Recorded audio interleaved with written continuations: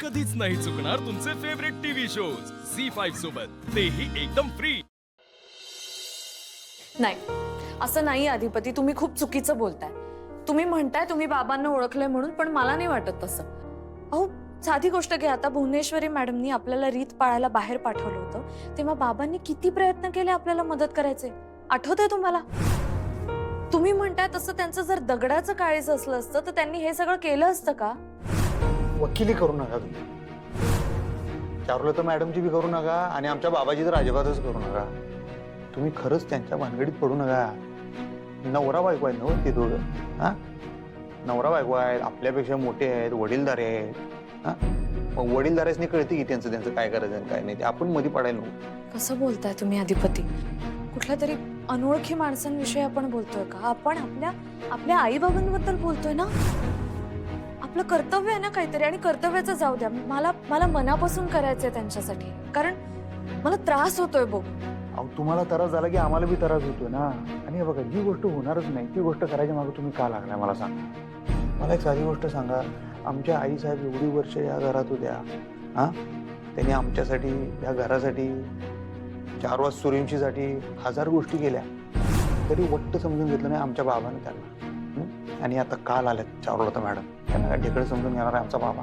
काल आलेले असले अधिपती तरी त्यांचं लग्न झालंय, नवरा बायको आहेत ते, तुम्हाला कळतंय का? नवरा बायको होती त्याला झाली आता लई वर्ष झाली. पुलाखालनं आता भरपूर पाणी वाहून गेले. आणि आमचा बाबा असा आहे की तो कुठली गोष्ट अंगाला लावून घेत नाही. बायकांच्या बाबतीतलं त्याचं वागणं हे तिडीक आणणार आहे, एवढं लक्षात ठेवा तुम्ही. मी बघितलं एवढी वर्ष त्या माणसाला, पावला पावलाला आमच्या आई साहेबांचा अपमानच गेलाय फक्त त्याला. हेच बघितलं मी लहानपणापासून, म्हणून मी 10 वेळा तेच बोलतो. जी बाई आपल्यासाठी एवढं करते तिलाच छळायचं. आई साहेबांबरोबर तेच गेलं, आता या चारुलता मॅडम बरोबर पण तेच करणार बघा तुम्ही. त्यांचा बी अपमानच करणार. त्यासनी बी एक ना एक दिवस मनस्ताप होतो ना बघा. बघा, मी तर म्हणतो तुम्ही त्या चारुलता मॅडमने बी आमच्या बाबापासून लांबच राहायला सांगा. आणि तुम्ही बी ह्या दोघांनी एकत्र आणण्याचा प्रयत्न करूच नका. अधिपती, तुमचा खूपच मोठा गैरसमज झालाय. काय?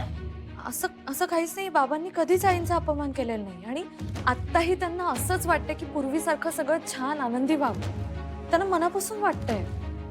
काय माहित काय एक ऑकवर्डनेस आहे त्या दोघांमध्ये. तो कशामुळे मला कळत नाहीये, पण मला तो घालवायचा आहे, आणि त्यासाठी मी खूप प्रयत्न करणार आहे. आणि तुम्ही किती म्हटलात तरी आईबाबांचा विषय मी नाही सोडणार. म्हणजे तुम्ही स्वतःचं डोसकं फोडून घ्यायचंच ठरवलंय म्हणा. असं काय करलंय हो? हा, तुम्ही स्वतः बघितलंय की चारुलता सूर्यवंशीला आमच्या आई साहेबांसंग वागताना कसं वागायचं ती? अहो अधिपती, त्याचं कारण होतं ना. तुम्ही चिडू नका, पण भुवनेश्वरी मॅडम आणि चारुलता मॅडम यांचं बाबांबरोबर असणारं नातं, यात फरक आहे, खूप मोठा फरक आहे, तुम्हालाही माहिती. आणि बाबांसारखंच आईंनाही वाटतंय त्यांच्याबद्दल. मी म्हटलं ना, काहीतरी ऑकवर्डनेस आहे, पण काय माहिती कुठली तरी अशी गोष्ट आहे ज्यामुळे त्यांना एकत्र येता येत नाही. कदाचित इतकी वर्ष ते एकमेकांपासून लांब होते, हेही कारण असू शकतं. पण मी नाही प्रयत्न सोडणार. मी त्यांना एकत्र आणणार, कारण मला हे घर हसतं खेळतं बघायचं. झी5 ॲप डाउनलोड करा आणि पहा सर्व एपिसोड्स एकदम फ्री.